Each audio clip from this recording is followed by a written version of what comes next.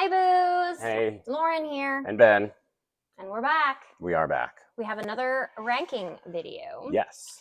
This time we... How many do you have? Is this a top 5 or there? I count 6. I did 6. Top 5 and an honorable mention. 4. Nah, I'm not doing them in order. Okay. Should I do them in order? Do you have an order?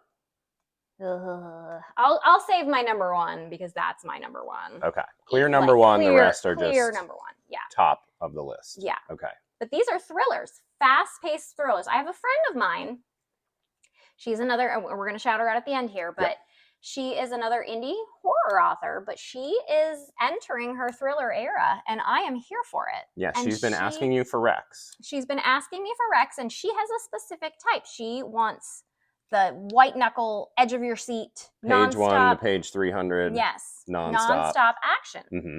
So this is kind of just inspired by you, Kyle. You know who you are. Yep. Yeah.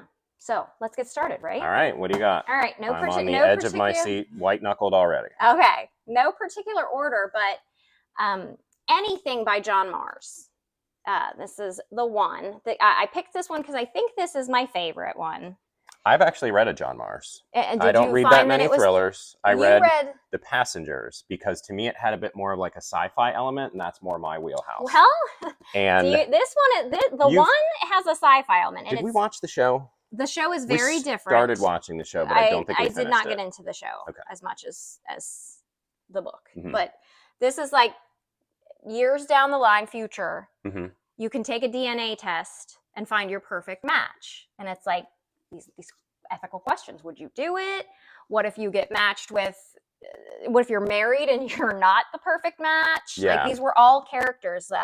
Yeah, and I mean, for me personally, that's a hard stop. Like, I don't just go handing out DNA. So you're not even intrigued by this? I mean, no, not the book. Like, as a character in that situation, like, no, you don't get. I'm not in. What if you hadn't? I don't what need. if you I don't weren't need no married match. to? What if you already know your match? But what if you were looking?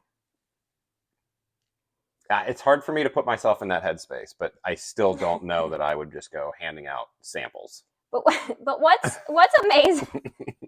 What's amazing about like fast paced about him? And he has short chapters, cliffhanger endings. Does it do the different POVs? Yes. Because The Passengers was jumping from one character to the next, and I think that's what I liked about it, was the characters felt three-dimensional. You can tell which character just by the tone and the voice. Yes. Well, so I think these are... to jump back and forth from one character to another. These tell you that it says Nick is the title of it did chapter, that too, Yeah. And that helps the pacing tremendously too. Yeah. But that was... Okay. John Mars. John Love Mars. It. Okay. This one, you have actually read. This one I have actually read. I mean, would you call this horror? If you want to go horror, I think you have to make the argument that it's survival horror, which in that case, absolutely horror. Absolutely horror. And it's got a Gillian. This is Daniel Krauss. This is Whalefall, and it's got a Gillian Flynn blurb on the cover, which, I mean, she's the queen. The movie is in production right now, too. Starring Josh Brolin. This one is literally so fast-paced because, as we were talking about it, this one literally has a countdown. Yeah, has a built-in countdown mechanism in the form of his oxygen levels. So the dude is scuba diving, gets swallowed by a whale. Not a spoiler, that's the book. And as you're reading the book, it's counting down the amount of oxygen he has left in time. Like, it's time, actually. So literal race against the clock.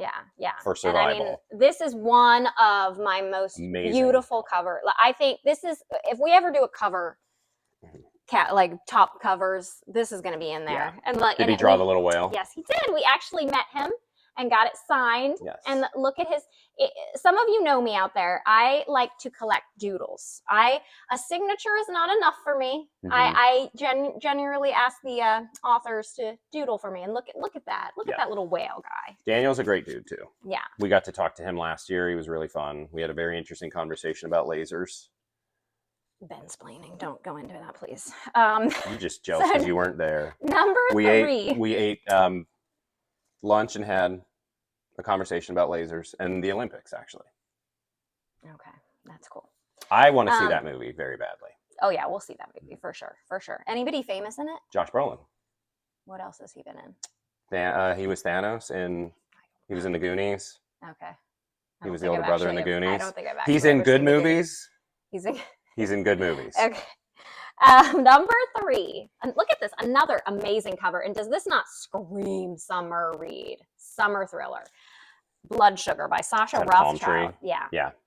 Looks like Miami. I don't know that I get thriller vibes from that cover, honestly. I guess because it's dark. Like really? The end of the day, maybe. Mm-hmm. Well, it's not sunny. Yeah. Sasha Rothchild, I believe this is her only book.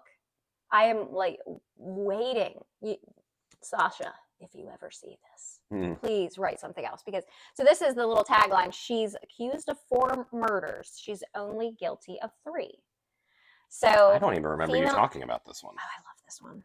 It's just so good. She's accused of murdering her husband, but she did not murder her husband. Oh. And yeah.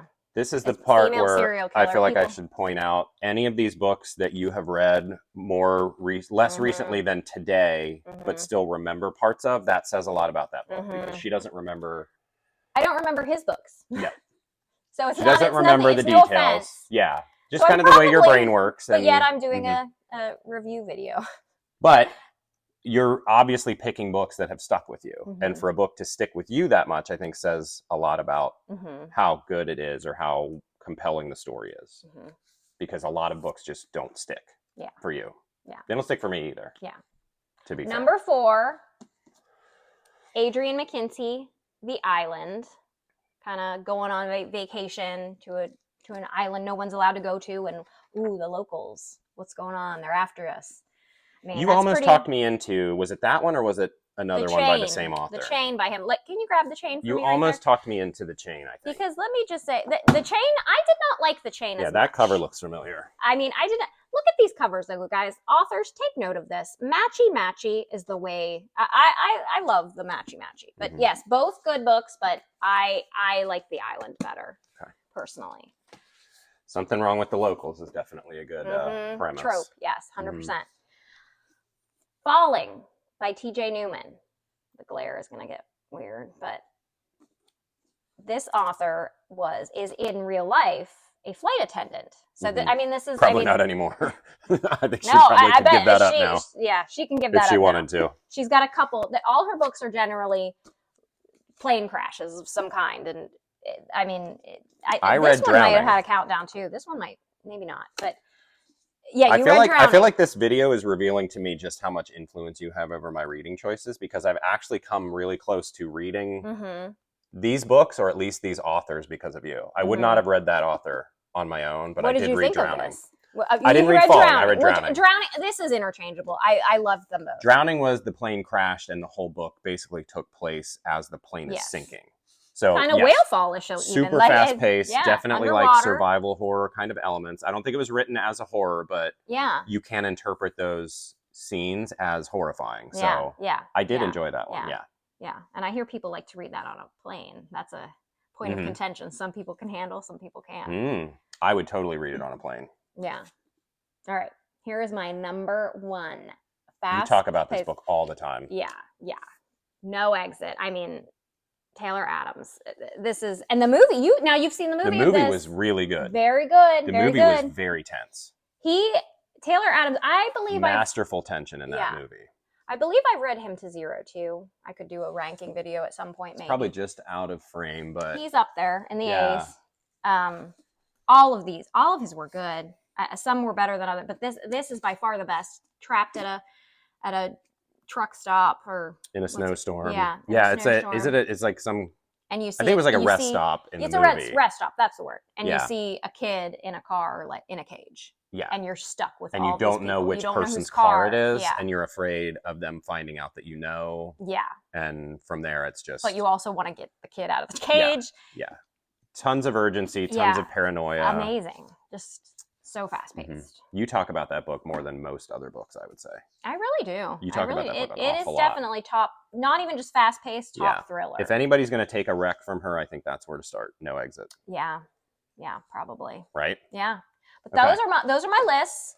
And then somebody who absolutely does take my recs and why we're doing this And video. why we're doing this. Kyle Rolanatis. Kyle is under your spell when it comes to Thriller Rex. I have not read this one of hers. I read her other one. She has another one called The Harbinger. So this is her Midwestern horror comedy novel titled Ope, which is perfect. Is it Grady Hendrix-ish? You said horror comedy. There's some horror comedy elements for sure. Yes.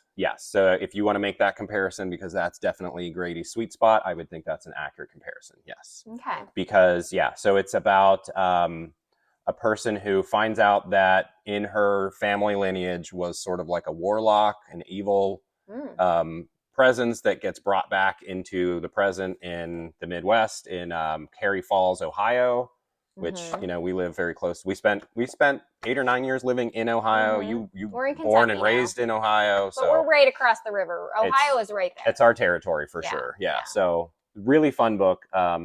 Really easy to get through. Yeah, amazing not woman. super. She's so funny too. She's Kyle's hilarious. Funny herself. Yeah. And her husband's fun too. And she collects nutcrackers, which she does. Yes. We have that in common. I have many collections, as you will learn. We are collectors. Me. Yes. Once you get one of something, you will learn about me. It sounds like a threat. What? Why? I don't know. Okay. All right. I think that's it. Yep. Have a good week. We'll see you later. Bye, Booze.